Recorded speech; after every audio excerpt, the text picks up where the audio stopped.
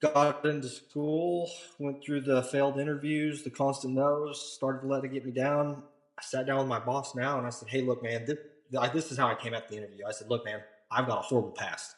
I had it listed. I said, here you go. This is what I'm working with. I just need a chance, and if you'll give me that chance, I'll prove to you that I can do you right."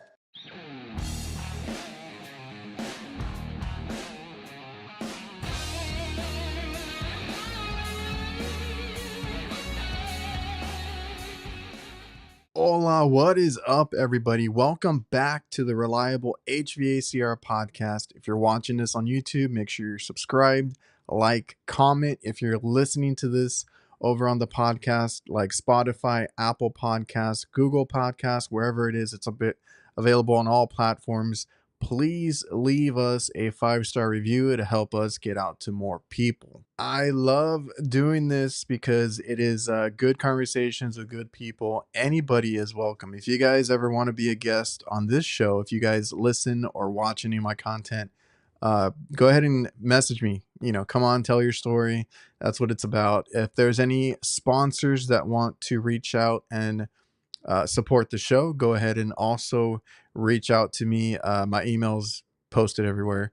reliablehvacr956@gmail.com is how you can get a hold of me.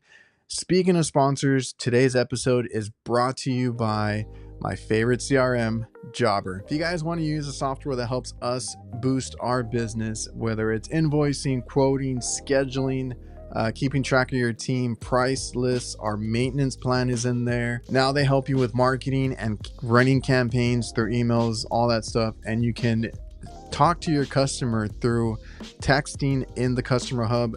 They can request work. You never have to pick up the phone. They can actually request work online through text. You can tell them that you're on the way. All the stuff that you would expect from a professional CRM. If you guys want a free trial and discount, go to getjobber.com/reliablehvacr. Also, VETO Pro Pack, the best tool bags in the game. I know people tell me the first thing is always the price. Let me tell you, other brands that I used to get at the supply house never lasted me. So in that short amount of time, I was buying several of those bags when I could just buy one VETO Pro Pack tool bag. And if you want to go check them out, go to vetopropack.com. You can also get them at any supply house or place that you buy equipment. They usually have VETO Pro Pack, and they just came out with the MB3 Blackout, which I am super excited for because I actually had a hand in some major design in that bag, and I hope to continue to work with that. But I use the MB3 Blackout as my favorite. I also use the Wheelers. I use a lot of their tote bags. I even have something in my van that just holds bottles and miscellaneous things, and it's made by them too. They have a bag for every scenario, so you won't be disappointed. Go check out VETO Pro Pack. And if you go to their website, go to the customer profile. You'll find me in there. You can learn a little bit more about me, and you'll probably see a lot of these YouTubers and people on Instagram that you might watch in that section. And when you're ready to level up your business, you can join BOSCH Home Comfort Pro. When you sign up, you get exclusive deals, priority technical support, and free marketing and advertising resources. By choosing BOSCH, you can represent one of the largest HVAC brands in the market with over 100 years of industry expertise. Join today at boschhomecomfort.us/HC Pro. And a big thanks to all the sponsors that make this show possible and moving forward. You'll hear more from local HQ marketing, NAVIEN, and DIVERSITECH throughout the show. And don't forget that I have another podcast/live stream every Thursday night, the HVAC Nights. You can find us on YouTube, Instagram, TikTok. It's me, Jake, and Curtis. You might know them already. And we just talk shop about our work week and life stuff. It gets crazy. It gets uncensored. It's a fun time. So come check us out live every Thursday on YouTube. And it's available on all podcast platforms later that week. If you ever want to keep up to date with anything that I use, whether it's tool recommendations, Camel City Mill socks have been really great for me, and the Huxley work pants. I have discounts for a lot of these things that I use. You can find them in my website, reliablehvacr.net. So like I said, tool link, recommendations, discounts. I got merch there. You can request stickers. I will have my arm sleeves up for sale soon, so make sure to keep an eye out there. And if you just remember to go to the website, you'll always keep up to date with everything. On today's episode, we have the Refrigeration Man, Kenny Postlethwaite. I need to start asking these guests how to say their name, but you can find him on TikTok, YouTube, and Instagram, a lot of different platforms. If you guys want to go check him out, I will leave everything in the description. Over on TikTok, he's Refrigeration Man 1988. Like I said, you can also find him on YouTube because he is doing some series to kind of help out some guys learning refrigeration equipment. That's what he loves to do. It's in the name. He is known for his HVAC because he wants to put refrigeration first, and I am all for that. I love the same kind of stuff that he loves, and we'll get into the struggles that he had from the past that he came from and dealing with those repercussions and trying to get into the trade and make a better life for himself, basically. So listen to his story and enjoy the episode. Man, I am just coming off of a surgery. I was So, actually I was gonna ask you, what'd you break now? so I tore my ACL and MCL and my lateral meniscus in my left knee. Doing? I'd love to say that it was something cool like falling off a ladder or saving a cat, but I got tripped up in my work van and fell out of the back of it over a hose. Oh no way, dude. That's a hard way to go. I Yeah, was gonna so say usually. Oh, go ahead. it actually happened in April, and it happened at work, so it was a workers' comp thing, and I got with the adjuster. I had a family vacation planned in Florida. My boss is running short on hands, like I'm sure everybody did through the summer, and we all got together, and I was like, "Look, it's already broken. You know what I Yeah. mean? I got vacation coming up. You need help training new guys and getting through the summer, so let's just set the surgery date out." Everybody agreed to it, and I just kind of worked through it. You sucked it up. Yeah, which I mean, I don't advocate for people to do that in this industry. I advocate to go get, you know what I mean. But I talked to Mm-hmm. my doctor, and he said, "Dude, you've already maxed it out. So you're not going Yeah. to do anything to it. You're going to agitate it. It's going to be uncomfortable, but just, I mean, just take it easy." And I was like, "All right." Yeah, it's the weird So I had part. a I tore my ACL back when I think I had just started too, but I tore it when I was playing basketball, which is like the weirdest thing. I played all my life every day, never had a major injury like that. Came down for a rebound and then it just snapped. I was like, what the hell's going on? I walked out, I'm fine, I'm like, walk it off. I don't know what's going on and maybe I'll feel better tomorrow. And then wasn't better. Had to go check it out. And I have a high pain tolerance. I don't know if you're kind of the same way, like uh and my dad is like the worst one at that. So like I understand, like you said, you don't advocate for it, but it's just I've uh, always been high tolerance on that end. So if I get hurt at work, usually I'm like, oh, I'll just finish whatever I got and then I'll go get checked later. yeah, yeah, and it can be a costly mistake. You know what I mean? It can be a You gotta, costly mistake. you gotta, So you gotta, what do they say? Listen to your body. Just make sure you know what happened and kind of assess it. Cause I mean, like I said, mine was a sports injury, so it was whatever. So you just had your surgery then, right? So you got everything repaired? yeah, so I had my surgery on the 30th. Everything went pretty smoothly. Went and saw the doctor yesterday. Got my release to start getting off the crutches. Had my first physical therapy appointment, Are you and moving? You're moving pretty good. yeah, yeah, yes, Because I like am. what I had a crappy doctor because this happened like I don't know 15 years ago or so, and like I don't talk about it a lot, but I had that surgery at the time. I was like, shit, this is major, right?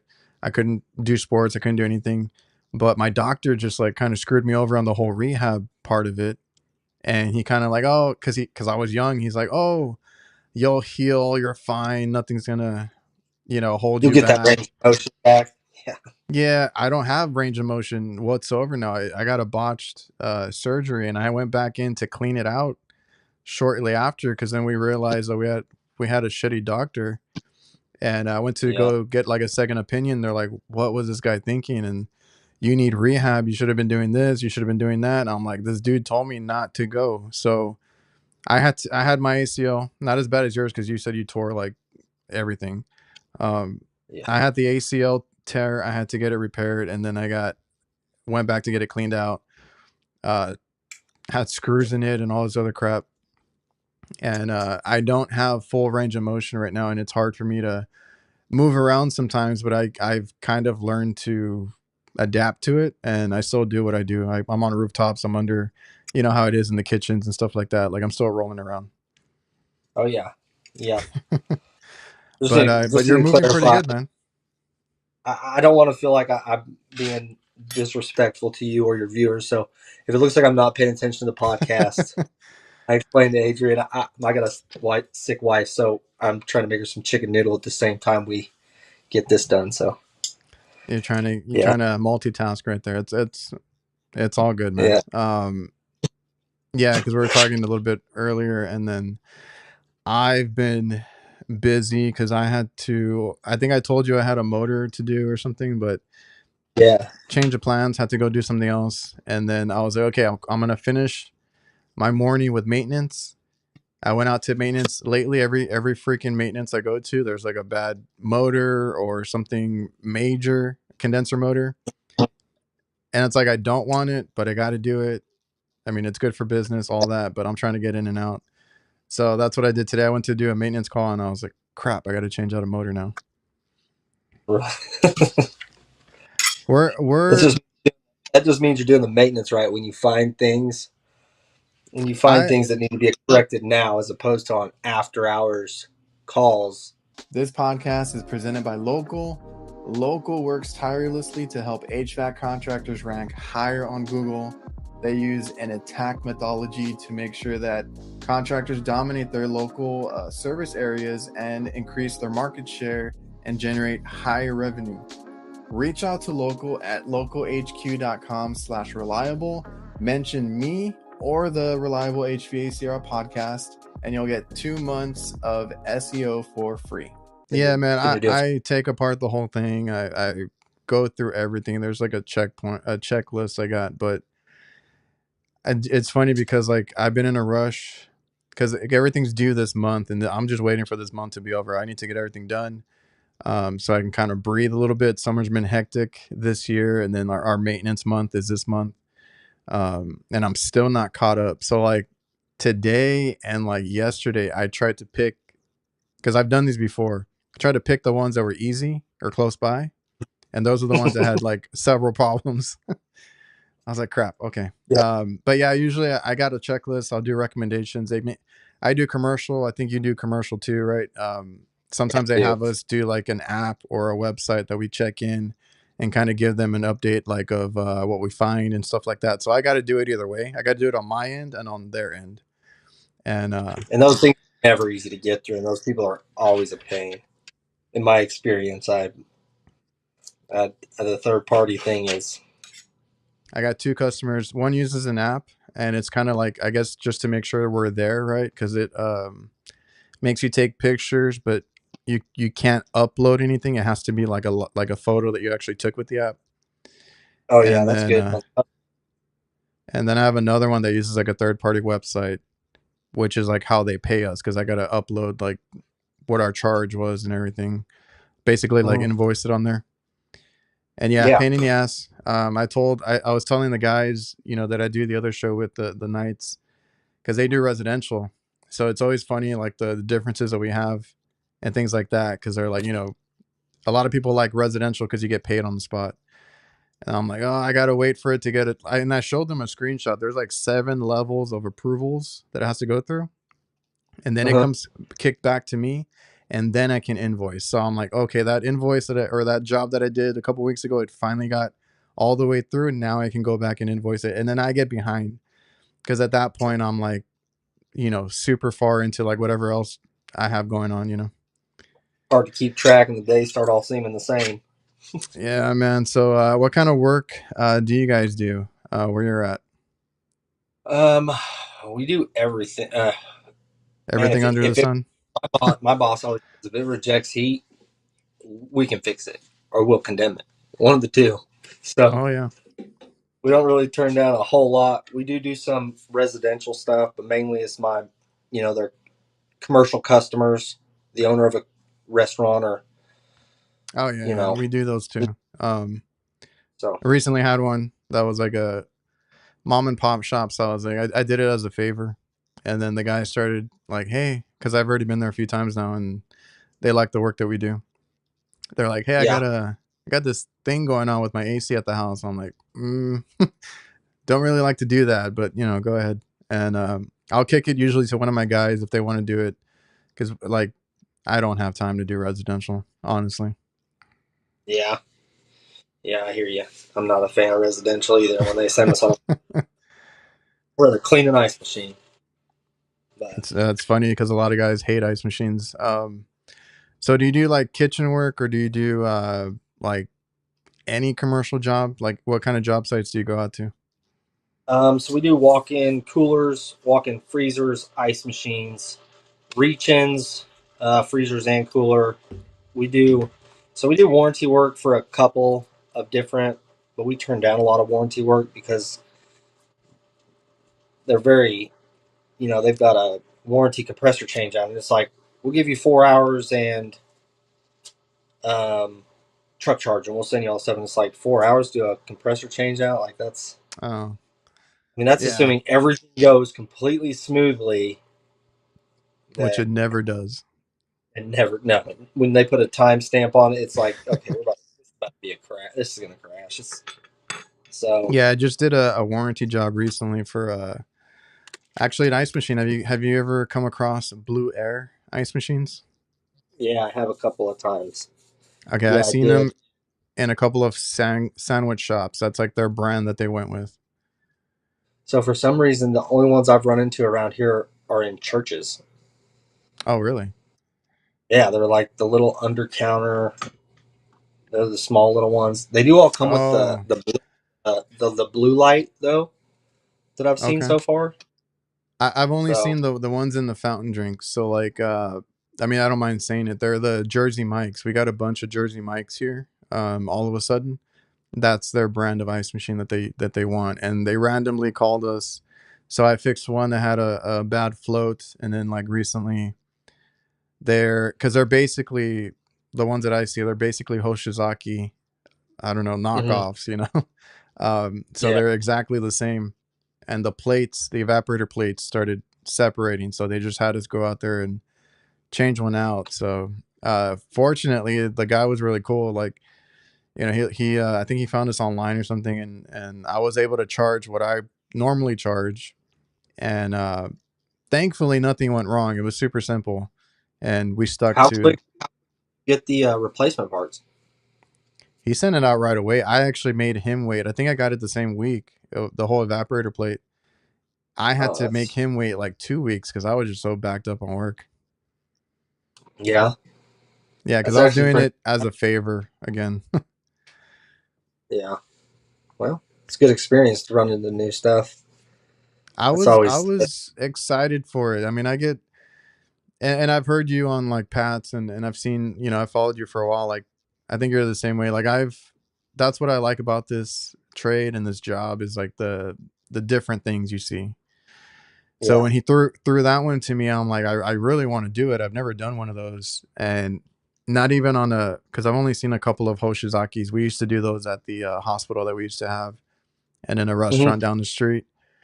I've only Yeah. had to change like the pump motors and like some of the other parts. I've never changed the whole evaporator plate. So I was like, I really want to do it. Like I was like, I'll do it, myself.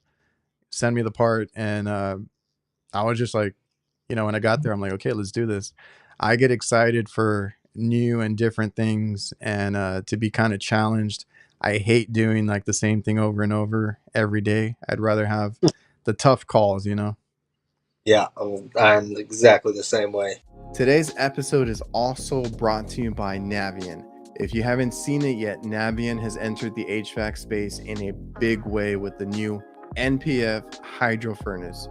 This hydronic forced air furnace delivers industry-leading variable capacity operation from 15 to 100% in both natural and propane configurations.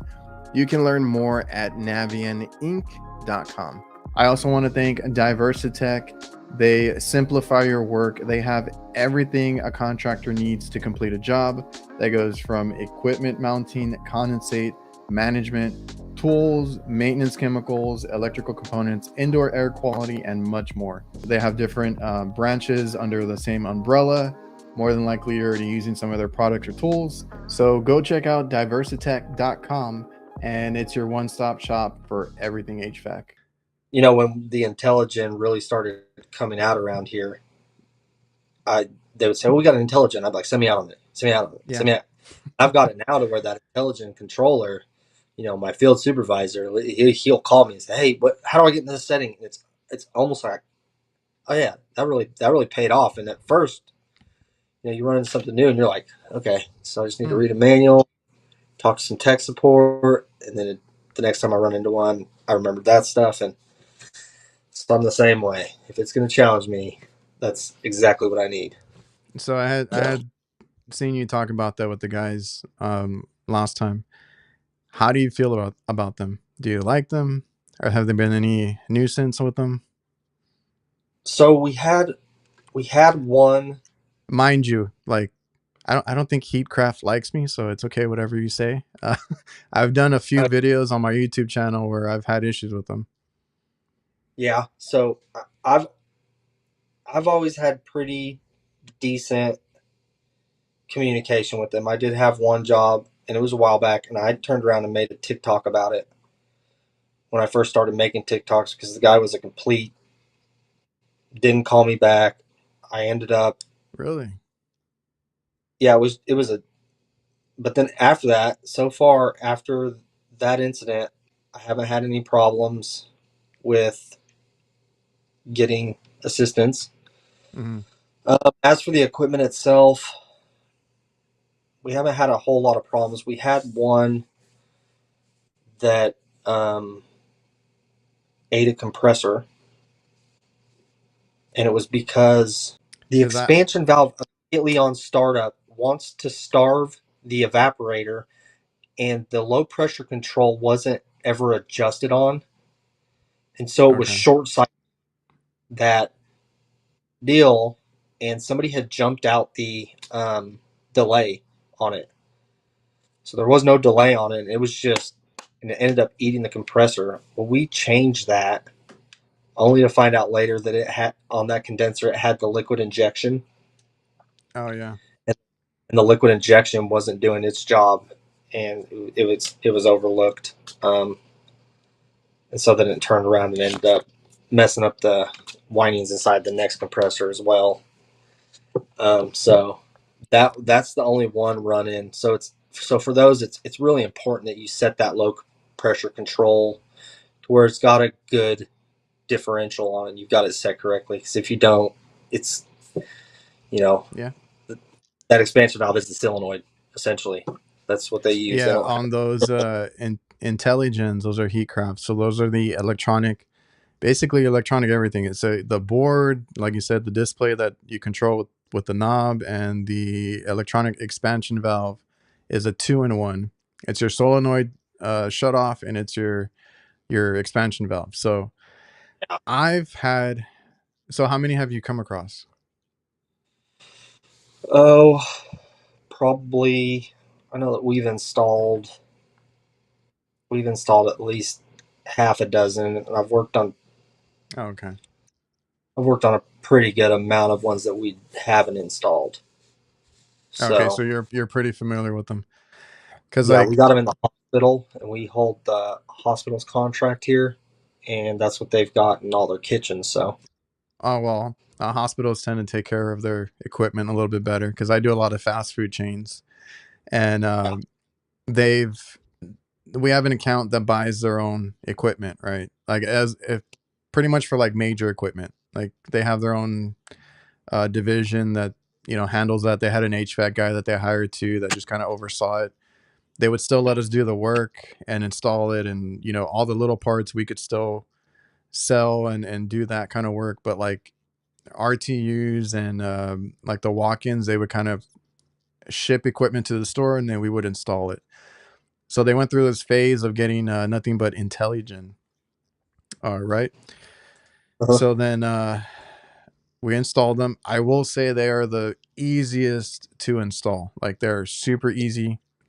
As long as Yeah. you know what you're doing, you read the manual. Like you said, I even have a manual with me just in case on that one because we see them so much. And it's a breeze. So cool. Nothing wrong with that. I think I did have one issue where I didn't know how to set and I must have glanced over it or I didn't read it the way it was supposed to be read. And I did one of the settings wrong. It was like because they usually hook them up to just a regular condenser, nothing fancy. There's no communication or anything. Yeah. I don't know if you've seen any of them that have like the actual, because when it asks you like, is there a condenser hooked up to it or something? Connect. PU I don't know. unit. Yeah. Is there Yeah. The connecting? wired. Have you Yeah. ever had one of those? No, I haven't run into one of those yet. Ours are the Oh, same way, okay. just fancy and then the basic condenser. Basic and mechanical. Yeah. So like that's the only one where I screwed up. I did put yes or something, and it was like the guy answered, but he was busy. So then he texted me and he told me what did I do, and I went through with him on over text, which is cool because he helped me out because I was out of town when this happened, and I needed to get going that day. So he texted me. He's like, Yeah. "Oh, that was a mistake, right?" And he's like, "Go change this." I was like, "Cool, we got it going." So they're super simple, except I've had issues with the boards. I've had issues with the motors. I've had issues with the harness on the motors. They when they plug in, they're the plug style. They don't zip tie them or anything. So after a while with vibration, I've had a bunch just come unplugged. So now I Yeah. go back, and those are nuisance calls. So when I install them, I try to remember to put a zip tie on those. And Yeah. then I've had the issue where I've had at least two, maybe three boards that will not send a signal to my electronic expansion valve. Manufacturer had me change out the valve, and I'm like, okay, I'm going by what you're doing, what you're saying. And the next valve I put in, same issue. I'm like, you know what? Let's change out the board because they sent that just in case, and it was the board. So at some point, for a couple of them, they just would not send signal. So that's the only issue I have with electronic stuff is like it's hard for me to tell because if I run it in test mode and I do all the other service mode stuff, everything checks out fine. And I'm like, okay, everything's working. And then you run it and you got an issue with signal because on those harnesses to the EEV, you can't, I believe you can't check them while it's plugged in. Or like you can't Um, check them. I forgot how it works, but like they're hard to check. yeah. So you can't. So you can check the voltage output at the board. So the issue that I have found with those harnesses is that they have the screw that screws in to the valve Yeah. to the head, and I don't know if it's a factory thing or what, but they're not tightening those all the way, and so that plug is just barely backing out. And when you look at it, it looks like it's. So then you check, your voltage coming out of the board, and you're like, oh, I got the voltage, so it's got to be the expansion valve, right? So then you change it, and there was a few that I've changed where I'm like, well, maybe it's the harness because once I figured out that screw that it was loose and that was out, that's always the first thing I check now. I'll shut it off, Mm. just that harness, turn it back on, and see if that's how I always check the harness. And if it's still not doing what it needs to, then I'm like, well, it's getting an expansion valve then. So, I actually didn't know that. I don't think I know the first one I ran into, I did take it apart completely. I took out the screw, I took out the uh, harness, try to make sure, what I could find with it, but I hadn't, well, that's not something that I look for. I mean, that's with experience that you're going to know to, to check something like that. yeah, Cause I had another yeah, one, but it was a Russell that I had a bad transducer that kind of had me chasing my tail. Gotta love the new technology, right? Yeah, and that's saying that the more components you add, the more likely you are to have a failure. And not, So, but like all components that go to one board. That's the thing, hmm right? If something gives out on that board, you're kind of screwed. You can't bypass it or just change out something. yeah. Oh, I did set one of those things one time, and I put the wrong I put the wrong refrigerant type. Um, and this was when I was kind of getting to where I understood him, and my field supervisor actually called me and said, "Hey, you installed this, and guess what I found?" So he kind of rubbed it in my face. I had one But that because I went to a place and it, like I said, commercial, like it's bids. You know, we don't always do the work for some of this stuff, and other uh, companies will come in, right? So I went there and I was like, I don't remember them having an Intelligent here, and they had one. I was like, okay, so knowing how you have to set them up precisely, right? You got to do everything right. I went yeah, through. I was like, let's just go through the settings because like it was doing some weird crap. This thing had the superheat set to like 15 or I don't know what, and it had like I don't even know if it had the right refrigerant. Like there were several settings that I had to change, and then boom, it started working fine. I'm like, okay, so like that was like a installer or user error, right? Because like you said, I mean, you got to read the manual. You got to know how this system works and the manufacturer. And it's so easy now because if I don't have the damn manual on me, just go online and look for it. It's so easy to find the manual on this stuff, and it'll tell you like this is how it's supposed to be set. I'm a big advocate. If it comes to literature, that's where you need to start. Like, and when we go to install equipment, so we picked up a big contract with Walgreens. We went through and did Walgreens, and they had the KE2 with communication wire to the condenser, and that's we opened it up and read the literature on our way to the jobs. And every job we pulled the literature out, and it gets dry sometimes, but you'd be surprised sometimes you get on the job and you'd be on the sixth one and pick something up new in the manual. Like, oh, why didn't I catch that the first Oh yeah, 6 times? So and it's that's funny that's because there was one that I was gonna bring up of your TikTok videos because and there's so many good ones, but the one that you mentioned about like I guess like when you started versus now, like the drive to the job site, right? Like panicking, yeah, yeah, panicking. Like as a new guy, you panic when you get your own call or whatever it is, and then now it's like, and I feel the same exact way. Like now I don't care. Like just get me in front of the unit and I'll just go right. But like when I yeah, started, that's all I tried to do is read the manuals, or if I had a job that came up and it was like, okay, and it was great when they told me like what brand it was or what it was or you know what it was doing, and I would just like start looking it up, seeing if I had a manual on it or something like that. But when you first go out there, you're terrified of that kind of stuff because you dread the whole drive over there trying to figure out like what could it be. yeah. Yeah, and then you get set on something, and it'll lead you completely astray from what it was. So so the first time I went on call, we do this. It's a blood bank out, and it's about a little over an hour and a half drive. And I just got on call. This has been it was probably my second time on call. They got a negative 40 box there. It's got the big Bitzer compressors. I did a video on them a while back, but I get an on call there, and I went into sheer panic. I'd never been there. Like I'd heard about it, the other techs had talked about it, and I went into sheer panic mode. I was like, and I get out there and I just put common sense. I was like, called my field supervisor, told him where I was headed, and he was like, "All right, well, if you have any questions, just call me." And I'm like, "That sounds great." You know what I mean? What are you gonna do? Drive out there? Yeah, And I got there, and I just stepped up there, and I just went to the base. I was like, first thing I'm gonna do is I'm gonna check my power, make sure I got power coming through my disconnect.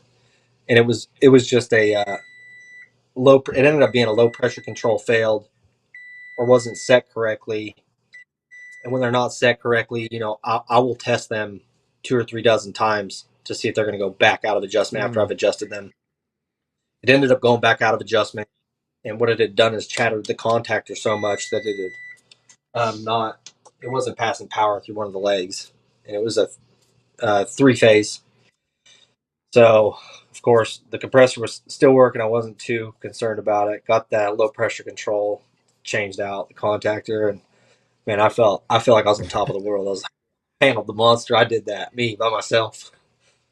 But It's funny, man, because like I always tell people, you remember the tough days, the long days, you know, when something gives you trouble, but you also remember like the ones that you figured out, you know, and that accomplishment that you had afterwards, right?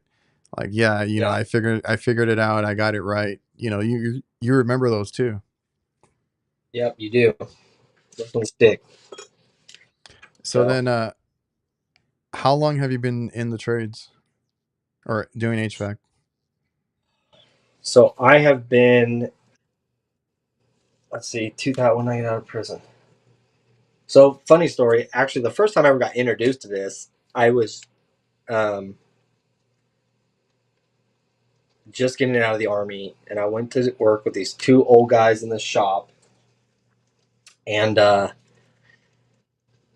they stuck me in the shop, and they were like, "Here, bend this metal. I'm gonna show you how to do it. Just bend 15 of these, bend 20 of these." And for about 2 weeks of doing this, was like, "Hey, can I go with y'all? Can I run service?" And no, you're gonna do that. And I was like, "I can't do this for the rest of my life," so I quit. I couldn't do it. I threw up my hands, and I wish I'd have stuck with it since then, but I didn't. Um, so right now I've got about 7 years, about a little over 7 years maybe now. Refrigeration, I've got. When did I start doing this? 2020, 2019 So was when I started with Crowl. So so you August. were doing sheet metal only first. The sheet metal thing was in 2010.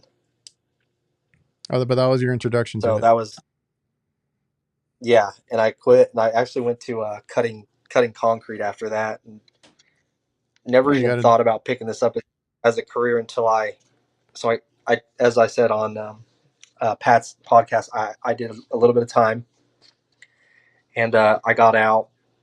It was hard to find a job, man. I couldn't find a job. I got hired on at an apartment complex, and they were like, "Can you work on air conditioning?" And I was like, "Hell, yeah." Does it come with a pay raise?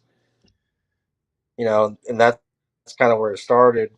Was I got into it? And I think I changed out a fan relay one time. I was like, "Oh yeah, I know what I'm doing." You know, Yeah. and then I looked into it, and they provided a program for um, how do you, people who've been to prison. It was a program that they offered, and I was like, okay. So I went to school at Tulsa Tech and got out. Got out. I finished school in 2019.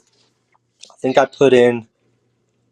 I think I put in 13 applications at heat and air companies. Went did some interviews. Was just pretty much, look, we can't hire you because of insurance purposes. Your background got to be so far outside of your conviction date, and Yeah, it's really went to. difficult, right? It is, and I mean, I understand that. I get that now. You you got to do. You want your business to be at its best, and you can't say that if you're hiring people that are fresh out of prison. If we're being honest, that's you can't be like, yeah, I got a bunch of convicts working for me. How There's many an how issue many there. years did you do time for? So I did 3 years. Um, yeah, I did 3 years. It was mainly, um, so it was yeah, I just got into a lot of trouble. It's not anything you can't look up on public. I had some things happen. I turned to drugs to resolve the problems. Drugs turned to other things, and kind of went on a crash course. You know what I mean? Just like And a wrong path. yeah, I just made the wrong decisions, and I made them a lot, and I got caught for it. And And you had sat, did your my your time. You had your whole family at this time already? No, no, no, no, no. This was before? No, so, yeah. So this is Okay. before I was for my wife now. Um, So then, of course, sitting down, doing my time, I decided, this is not the life for me. This is not what I want to do. I can do better than this. And got into school, went through the failed interviews, the constant no's, started to let it get me down.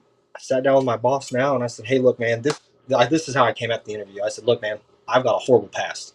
I had it listed. I said, here you go. This is what I'm working with. I just need a chance, and if you'll give me that chance, I'll prove to you that I can do you right." And he was like, "Oh, okay." So we sat there, and him and I talked for about 2 hours. And he said, "When do you want to start?" And I said, "Tomorrow." And he said, "Okay, be here tomorrow." And that's the one that you're at right now. That's the one I'm at right now. No, it's cool, man. Um, He's he is a he's been doing this longer than I've been alive, and he's kind of Billy Goat gruff, but he is super good at taking care of his techs. He gets with each one of us and understands us as an individual. We're not, you know what I mean? We have weekly shop meetings. His first question: anybody need anything? Everybody's good. Okay, let's get a shop meeting. And if somebody's got something to say, he's all ears. So but no, I get that because I remember vividly. We had a guy work for us too, but prior to that, my dad ran who's a competitor now, but they're a big company here in Texas, and he worked his way up and he started hiring people. And one of the things I always say is that he trained his brothers to do this, right? One was doing a car alarm, installing car alarms and stuff. The other one might have been doing tile work or concrete work. I can't remember which one it was, and hated it. He trained them, and now like one works with us still. The other one is doing HVAC for like a school district. Like they all have like HVAC careers now. Um, uh-huh. After my dad took him in, and then when my dad started his business, they came over too. But there was a guy there at that company, and I remember because he interviewed him at our house, like when I lived at home, because I was still in school and my dad was at that job. And there was a dude that came in, shaved head, tatted up. I want to say he did some time or something similar to that, right? Got in a lot of trouble. And my dad was like there, and he's like, well, he knows his shit. I was like, I'm going to give him a chance. So I remember meeting him, seeing him, and then he went to work for my dad. And that dude just hit the ground running, right? It's all about your attitude, your effort, that kind of stuff. It might take some time, like you said, but you can get through it too. I'm assuming that all changed when you did your time, your thoughts or your, reflecting on different things. That might have been what changed your mind. And this guy that my dad hired, like I said, worked for us. I just ran into him the other day at the supply house, and I like went to say what's up and everything because he was like my mentor when I started. The dude is like goofy as hell. He jokes around all the time. He is like cursing all the time. Like he is just like that blue collar dude. But I learned so Uh-huh. much from him. People can change. You can change your story. So how long have you been doing this? A whopping 17 years. I know you had mentioned on one of your other podcasts, and I couldn't remember. And Yeah, I still don't get tired of it. It's weird. yeah, because I mean, it's funny when you think about it. So when I first started that, and I don't know. I think it's going to be real interesting to see where the industry goes. I know they have the VRV coming out, and the VR, that equipment. I think that Some equipment's going to people get. some people love them, Um, some people hate them. yeah, it's something new to me, and I've seen a couple of them. And of course, when I see new equipment on a roof, I always go look at it. You know what I mean? Yeah. I will take time to go look at it, whether it's while my system's on the vacuum pump or whatever. But I will go open up panels just so I can put my eyes on it, and I've done that with a couple of those, and I I'm waiting for our first customer to call, and my boss already knows that when that call comes in, that's it. I have to have it. Um, Man, I've done that too. When I I- see stuff or I hear about something, and I'm like, whenever we get that call, like I want to be the one to do it. Um, or if I'm on a rooftop, like you said, go kind of. I peek at like, because I work on a lot of strip malls. I'll go and like look around, right? And I'm fascinated by either brand new equipment or that really old piece of crap that is somehow still running. And I'm over there like, how? Like it's missing the housing, walking box, the condensers. I'm like, how the hell is this working? But it's working. I mean, yeah, you can say that maybe they don't make them like they used to, because I have seen some that are clearly over 20 years old, rusted. It looks like most of the original parts, but it's still there running. still humming, still humming. It's So got the I like to auburn peek colored around too, capacity. Yeah, it's always fun. or take a picture of a nameplate, get a model number, kind of look it up later. That's the stuff that I do, and I feel like I've always nerded out about it. So like I like you read manuals, like you said, literature, all that stuff. I used to do that a lot, or look up something that I've never worked on before, so that when that Hmm. call does come for that equipment, I've already read up on it. Yeah, yeah. I'm also a big. I will stand on a rooftop before I get started and listen and see if I can hear an issue that I might be able to pick. I'll get up there on, it's just like you use strip malls. We do strip malls. And so you get up there and you'll hear, and you're like, oh, well, that's not our customer, but they got a motor or they've got a panel off or whatever it is. Hmm. And I'm like, stop after I get done here with this customer is that door. And I'm going to let them know, hey, look, I'm here right now. I've got no problem servicing your equipment. Here's what I heard and here's what I saw. And if you'd like to make time to go check it out with me and give me the opportunity to fix it, I'm here, and I would greatly appreciate that opportunity. You know No, what I well, mean? that's cool. That's cool, and that's good that you bring that up, because I was actually gonna have that as a talking point, but for the other HVAC night show, because like like strip malls, that's a common one that you would see that in. If you guys, anybody listening or watching wants more work, and you happen to do these strip malls, or you're like neighboring with somebody that, if you hear something, just go talk to them. Like you're already there, like you said, you might be able to pick up some work like that. And it's funny because that happened to me yesterday or the day before. But it was my customer. Like I was up there, started taking apart one of the units because I was gonna do like a maintenance on it, right? So I Mm-hmm. stripped it down, and I was gonna record something, like something simple, because I wanted to post just whatever. And as I'm recording, I start hearing like this hissing, and I'm like, what is? So then I have to like go over there, and I started recording over there, and the damn fan motor, had stopped working, and my compressor started hissing, and it was about to trip out. I was like, okay, now I got a call here on the maintenance, so I got to change out a motor and all that stuff. So it's funny because like I do listen, and I'll hear, if you go on a roof, you'll hear a lot of things. You'll hear a short cycling, a belt screeching, hissing, because I've had a few compressors right now that are tripping out because of bad fan motors and stuff like that. So just open your ears. Yeah, plugged up condensers. And you'll be surprised the reactions you're going to get out of owners when you go up there and go, yeah, I just heard it. And he goes, well, you could tell by just hearing it. And you're like, yeah. And they're like, what? What? I'm like, yeah, I just listened. I just heard it across the way, and I went and checked it out. And before I touch it, I just want you to know that that's what's going on. And It's funny so, because that's a skill you get after you've been doing it a while, right? Like if you really just, because even whether it's in work or out of work, I always I always try to be just aware of my surroundings, right? So like obviously for safety reasons, being in a parking lot, being out late at night, you want to be aware of your surroundings, but it's good for you at work too if you listen, and either it's your own customer, like what happened to me, kind of help them out before a compressor, died. We got that motor back up and going. And it happened like 3 times this past week, which is funny. Their maintenance just has happened to be up, so I was up on the roof. Or else I wouldn't have known. A lot of these guys that or a lot of these places that have RTUs and stuff, they don't even know what's going on the rooftop, right? So you got to be the one to tell them, and you'll get so much work if you just kind of pay attention and listen to everything. Yeah, yeah, yeah. Have you feeling like a superhero the first time you pull it off? So what was I gonna ask?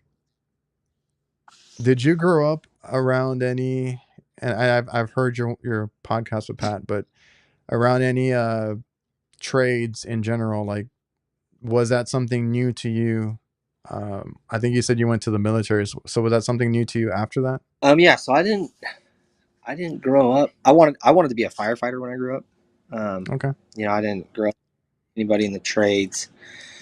I was in foster care, so I didn't really have a consistent um, parental figure. Um, but the quickest way out of that was for me was the service, and so I went into the service as a firefighter. Oh, so you And, did get to do uh, that. yeah, so I did that, and then when I got out, I tried to go and get a DoD job. I just didn't get on. I didn't make it.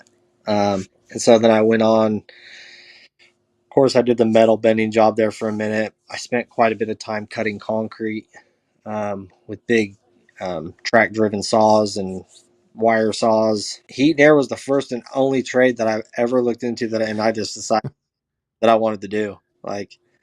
And I thought I wanted to do heat and air, and all those companies that turned me down were heat and air companies. And I thought that's what I wanted to do. I wanted to fix people's air conditioners. I want to work on air conditioners. And then my boss gave me a shot, and I figured out what commercial was refrigeration was. And I was like, Mm. man, I'm so I'm super blessed to not have been accepted into one of those heat and air companies, because I am one of those guys that when I decide I want to do something, if that's given to me, then I will stick it through. And I fully believe that if I'd got hired on to a heat and air company, that's where I'd still be doing heat and air. But So you're a refrigeration guy because I think your whole thing is the RHVAC, right? Which I am 100% on board because when people ask me, like, I I'm a refrigeration technician. That's what I do. That's what I advertise. I only check or I only work on ACs because the customer is like, "Hey, can you check our AC too?" Right? Of course, I can do it, so I do it. yeah, But I am well. My dad does the food service side, so he does the commercial kitchen stuff. I do all the refrigeration stuff. Right? We work together in the kitchen, and that's what I would much rather be up on a walk-in box versus like a residential system or any sort of AC system. yeah, yeah. I've wanted to get into the. Everybody tells me, no, you don't. No, you don't. It's greasy and it's dirty. But I've tried to get my boss to letting me go out on some hot side calls, because I truly believe that I'm smart enough that if I come to a fryer, not only do I know that I'm going to be able to call tech support, I have seen some that are super complex, that I could troubleshoot my way through it. Like, I understand what a thermistor is. I know what a thermostat is. I can pretty much figure out what's switching it, and what's Yeah, boss just won't let me. He's just like, "I'm putting our hands in that. We got too much going on now." but your Um, company doesn't do that stuff, right? no, Oh, okay, so no, you would be the one kind of uh yeah, what do you call it, leading them into the fire on that. So boss is, because my dad does it, right, and I that's what I started on. I used to go help him do that kind of work, and I would do, like you said, like they're kind of it's funny because I've had it explained to me that it's the same components, same parts as, like, honestly, like a gas, furnace or gas AC unit, right? Gas mhm. valves, you got like you said, thermistors and thermostats and thermal piles, stuff like that. Those are the things that I used to change out, not really knowing what I was doing, but I was helping my dad. And it's not it's not that it's difficult because I don't really do it. I want to get into it kind of like you, but it's not that it's really difficult. It's just like when I go see him do that work, I just feel like they cover so much more than the stuff that I cover, right? Because, like, I mean, maybe it's probably different for you because you probably see more stuff than I do. But like when I go with him, it's like, you know, you open up an oven and there's like, a lot of the stuff he fixes doesn't even have to do with the equipment that heats up or whatever cooks it. It's like the door. It's like they have so many different kinds of doors, spring loaded, or like all these different contraptions that I've seen. And like, those are most of his calls, or like they break the doors or like something on these ovens. Handles So and he has to be like every little part of that oven or fryer or stove. Like he has to know how every little part works and be able to fix it. stuff. Yeah, because like with us, it's like mostly refrigeration equipment, controllers, and then like a walk-in, like hinges and closers. That's it. Or that's what I see. Yeah, yeah, it's pretty. People are intimidated by it, but we get these new guys in, and for me, 3 months in, and I was seeing things pretty regularly to where I don't want to say comfortable, so I got familiar with it, and then we work on so many different types of equipment that it was like, okay, well, this one doesn't have one stage; it has two stages, and then it was on to, okay, well, he's got enough knowledge. Let's send him to a hospital, and then you run into a cascade system, and you're like, okay, so you know what I mean? And you just slowly build. But once you get those basic things down, and I'm sure you've seen the series that I'm putting out on the walk-in freezer I was gonna ask you on about that. Yeah. my TikTok. So for me, it was getting that basic system down. And then once I got that down, the first time I ran into a liquid injection, like, okay, well, what is that? Because I never seen that before. And a lot of people have never seen that before. And then you No, figure I, that I out. hadn't. I hadn't. I actually posted it on my YouTube channel, and I asked people, or like I showed it. I was like, I don't know what the hell this is, and then I had comments that helped me out. So I learned about it actually through my comments, and I'm like, oh, okay. And then I looked into it and I figured out how it worked. Yeah. So it's actually called, I think it's called the D valve, is discharge temperature control. And it just helps.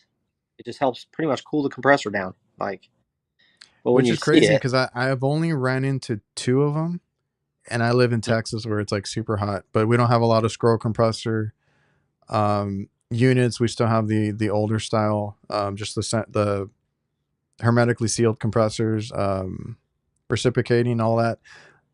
We just a few years ago finally stopped seeing like the semi hermetics because that's all I used to work on. yeah. I like the semi-hermetic compressors there. I had gotten so used to them, and then we stopped seeing them because everybody changed them out. Yeah, yeah, we still do. So we do food trucks, and all the food trucks have this little K-body semi-hermetic compressors. So that series you have, it's gonna be on walk-ins, or what was it specifically for? Yeah. So it's just walk-in freezer, the basic components, and the wiring. And I've got the first two parts done. They're pinned on the top of my profile. If anybody's interested in going to look at those. And what are you gonna Um, be going over in those?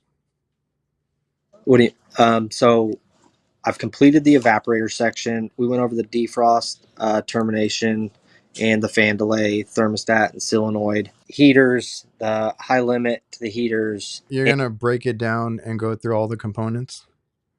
yeah, yeah. Because So I that I mean that's really cool because like I went to school for it, so I had some basic knowledge when I came out as far as like, you know, how to hook up to a system, how to check superheat, subcool. I knew my major components on that, but then like you get out into the field, and you're like, what are all these safeties in between, right? Like it took me, the only way that I figured it out, like when I was working on stuff out in the field, was like, okay, everything's basically a switch, right?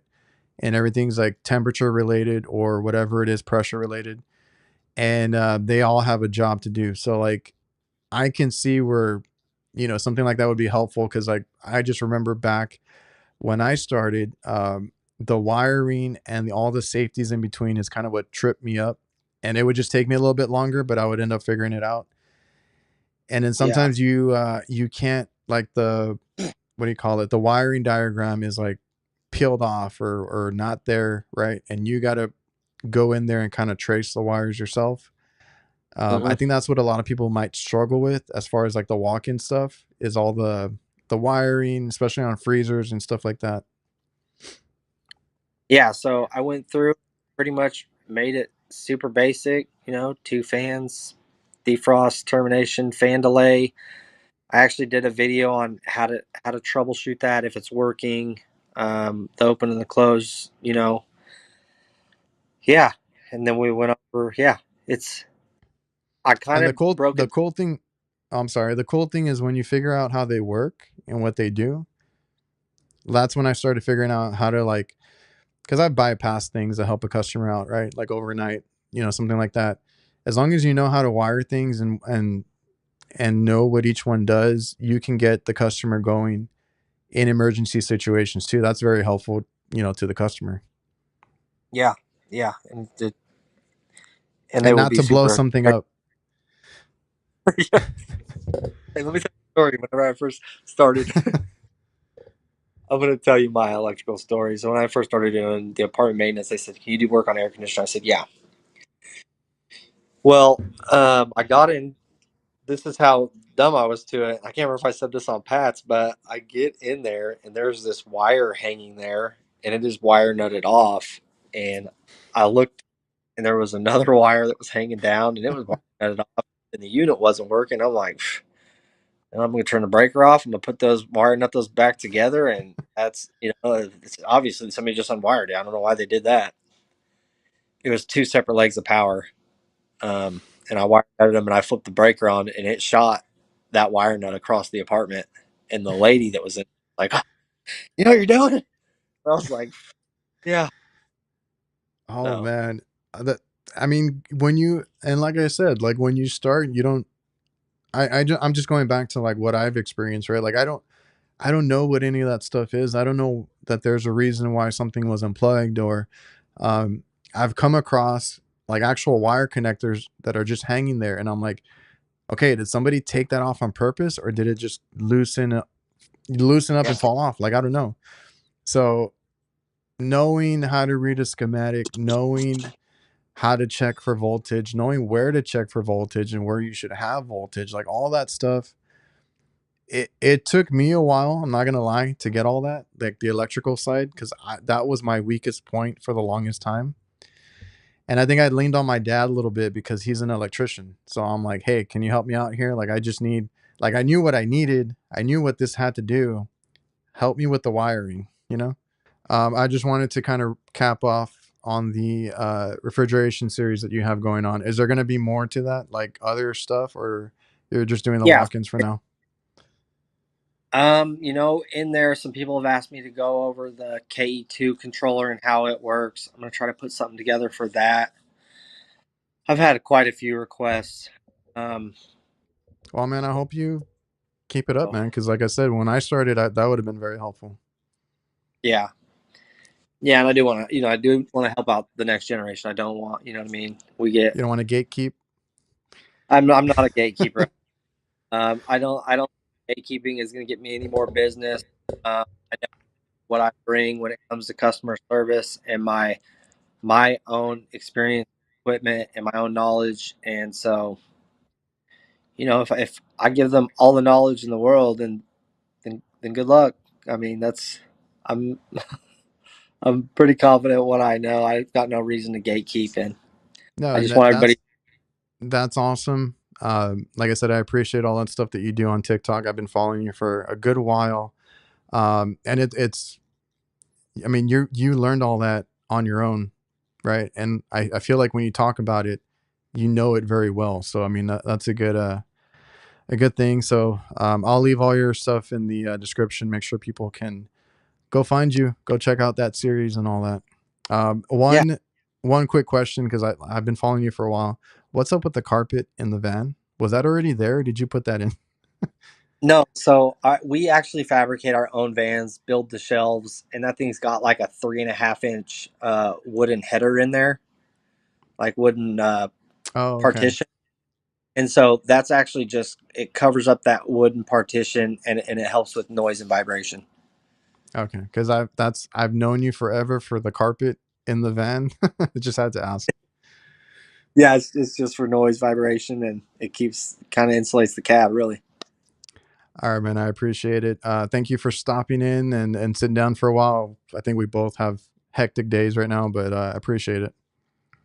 I appreciate you having me, man. Everybody watching and listening, thank you guys for tuning in, and we'll see you guys next time.